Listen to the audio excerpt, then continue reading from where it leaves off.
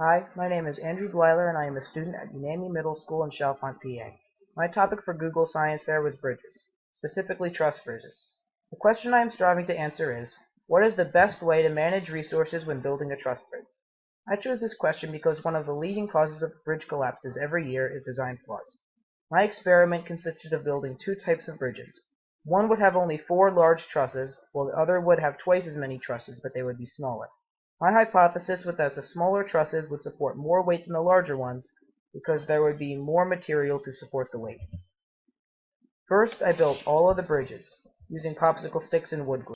I built each bridge exactly the same, except 2 bridges had 4 trusses and 2 had 8, as per the plan.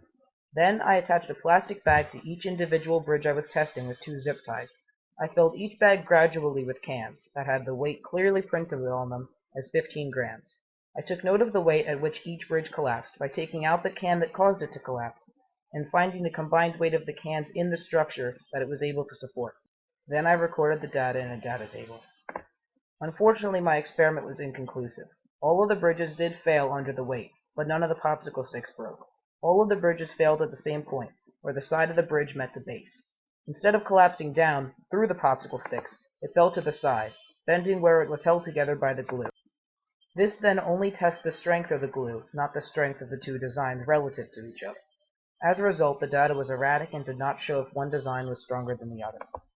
My hypothesis was not proven or disproven because my experiment was inconclusive, due to the bridges collapsing sideways. As shown in this graph, the data is erratic and each design is shown to hold nearly the same weight. However, when averaged out, the weight supported by the bridges with smaller trusses was slightly higher. Whether this is pure coincidence or is because of superior bridge design is unclear. Though my experiment was inconclusive, I believe that it clearly shows what I must do next to better perform my experiment. The experiment may have failed, but it was a learning process, and that is exactly what science is. Thank you for allowing me to participate in this contest, and I hope you will consider my entry.